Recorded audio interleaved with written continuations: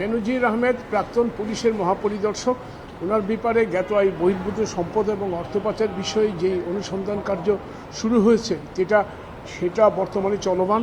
এই অনুসন্ধান কার্যের অংশ হিসেবে 2 দফায় ওনার বেশ কিছু প্রপার্টি অ্যাপার্টমেন্ট এবং ক্রোক করা হয়েছে, ব্যাংক অ্যাকাউন্ট জব্দ করা হয়েছে এবং আরও তথ্য উপাত্তের জন্য বিভিন্ন সংস্থার কাছে দুর্নীতি দমন কমিশনের পক্ষ থেকে আইনিভাবে চিঠি দেওয়া হয়েছে। যেমন বাংলাদেশ ফিনান্সিয়াল ইন্টেলিজেন্স ইউনিট আর্থিক অপরাধের যারা তদন্ত করে তাদেরকে তথ্যপত্র চাওয়া হয়েছে এবং সব কিছু খতিয়ে দেখা হচ্ছে দেশ বিদেশে ওনার কোনো প্রপার্টি আছে কি না যেটা জব্দ করা হয়েছে সেটার ছাড়াও।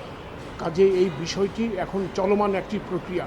পূর্ণাঙ্গ অনুসন্ধান শেষ না হওয়া পর্যন্ত কনক্লুসিভ আকারে কিছু বলা যাবে না। তবে দুর্নীতি দমন কমিশন এই ব্যাপারে অত্যন্ত সিরিয়াস এবং একটি মিনিটও তারা সময় নষ্ট করছে না।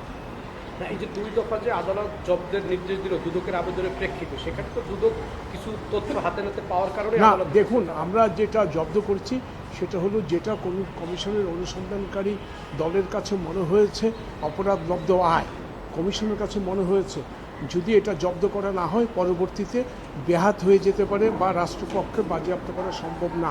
সেটা দুর্নীতি দমন কমিশন বিধিমালা মানি লন্ডারিং আইন 2012তেও আছে।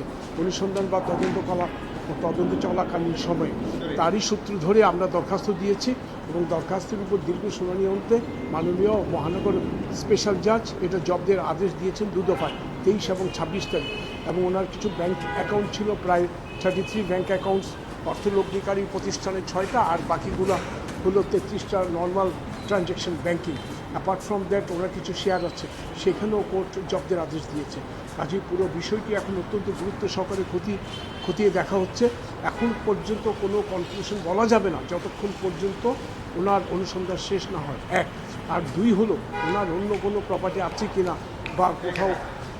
বা কোথাও কোনো টাকা সরিয়ে নিয়েছেন কিনা সে ব্যাপারেও আপনার খুবই গুরুত্ব সহকারে আপনার এক্সামিন করা হচ্ছে প্রত্যেকটা ডাটাগুলো এবং ওনাদেরকে ব্যক্তিগতভাবেও ওনাদেরকে চিঠি দিয়ে ডাকানো হয়েছে, ওনাদেরকেও জিজ্ঞাসাবাদ করা হবে।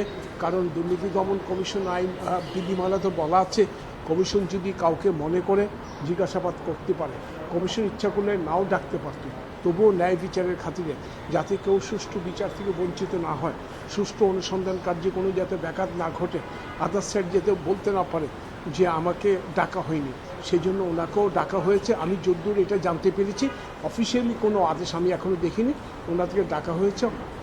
ওনারা যদি হাজির হয় অবশ্যই ওনাদের কাছে জিজ্ঞাসাবাদ করবে, সেই তথ্যপত্রগুলো দেখবে, সেই সব তথ্যপত্র যাচাই বাছাই করে তারপরে একটা হয়তো অনুসন্ধান শেষে একটা রিপোর্ট আসবে, তখন আপনাদেরকে আমরা কমপ্লিট পুরো পিকচারটা আমরা হয়তো দিতে পারি।